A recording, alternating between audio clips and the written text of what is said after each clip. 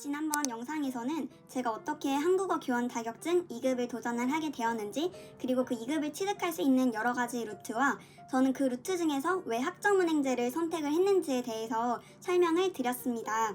그래서 저처럼 학점은행제를 통한 교원 자격증 2급 취득을 결심을 하신 분들에게 그 다음 단계는 아마도 학점은행제 수업을 받을 교육기관을 선정하는 일이라고 생각을 하는데요.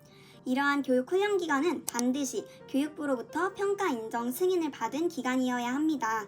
쉽게 말씀드리면 교육부에서 허락을 해준 곳에서 학습 과정을 수료를 하면 대학교에서 수업을 들은 것처럼 그 학점을 인정을 해주겠다라는 이야기인데요. 요즘에 검색을 하다 보면 정보성 글인 것처럼 하다가도 결국에는 플래너라든지 1대1 상담원에게 연결이 되는 경우가 많은 것 같아요.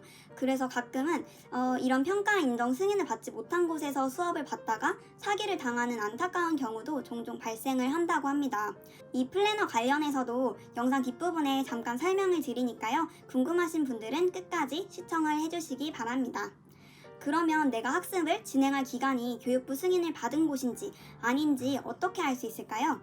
보통은 이렇게 사이트에 들어가 보시면 다양한 로고들로 우리는 교육부로부터 학점은행 기관으로 승인을 받았다라는 것을 어필을 하고 있습니다.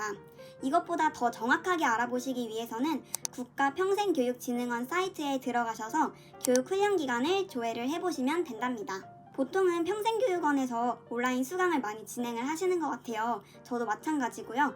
그런데 이 평생교육원도 진짜 종류가 정말 많더라고요.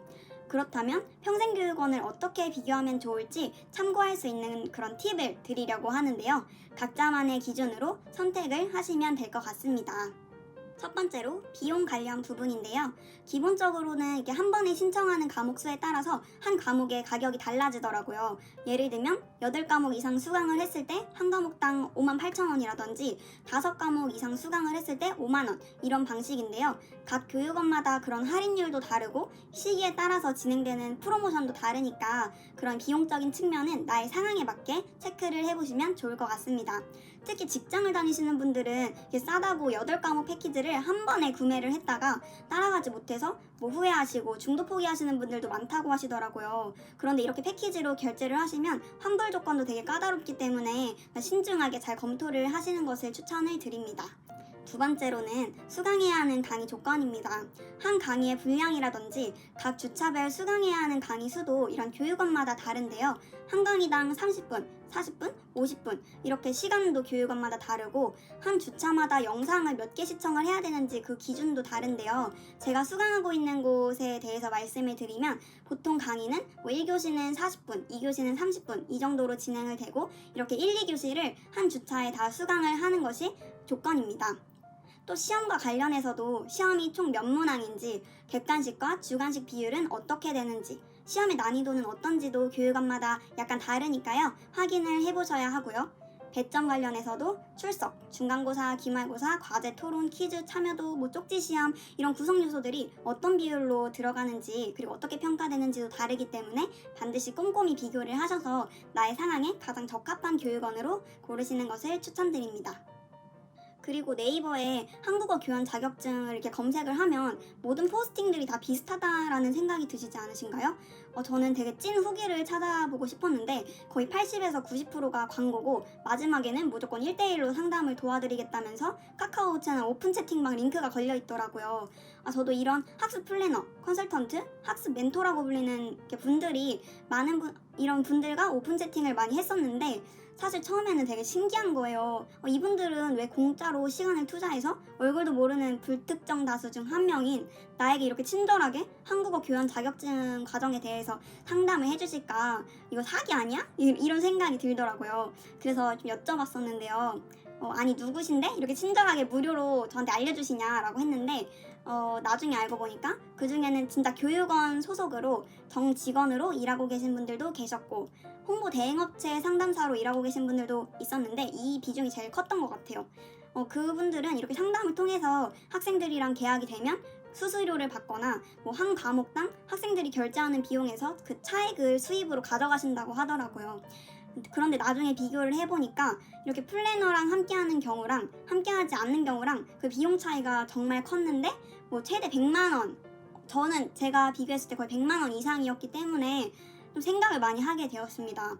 그래서 플래너의 장점이라고 홍보가 되고 있는 것들을 살펴보면 교육을 수강하는 과정에서 커리큘럼을 짜주거나 뭐 과제나 토론 그런 일정들을 놓치지 않게 챙겨주시고 레포트를 쓸 수 있는 자료라든지 뭐 책 추천 같은 거를 해주신다고 하는데요.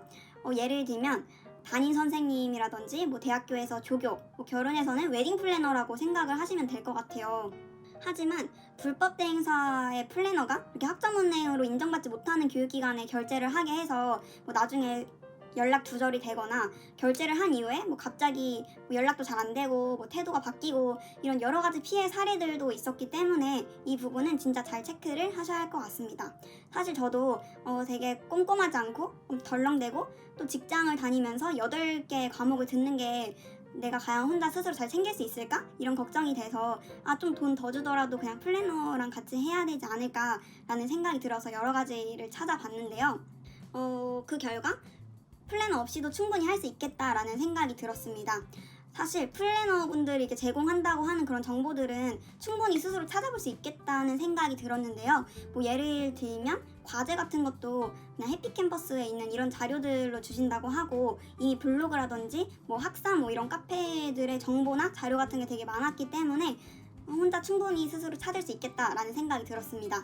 그리고 과제 같은 경우에도 표절률 검사를 하더라고요. 그런데 오히려 이렇게 플래너가 저만 챙기는 것도 아닐 텐데 그런 인터넷에 떠다니는 자료를 받아서 제가 과제를 하면 오히려 역효과가 날 것 같다라는 생각이 들어서 플래너 없이 하기로 결정을 했고요. 또 비용적인 측면도 정말 컸습니다.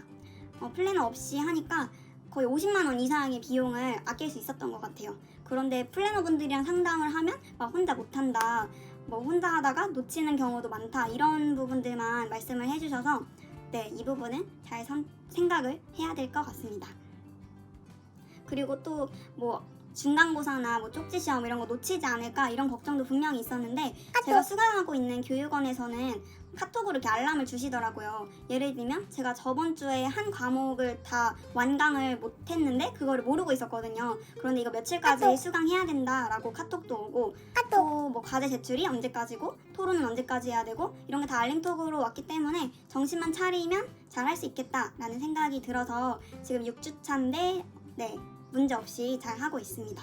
그래서 이런 플래너 관련해서는 또 각자의 상황이 다르기 때문에 여러 가지 정보들을 잘 찾아보시고 장단점을 비교하시면서 선택하시기를 추천드립니다. 그러면 오늘 영상은 여기서 마치도록 하겠습니다. 들어주셔서 감사합니다.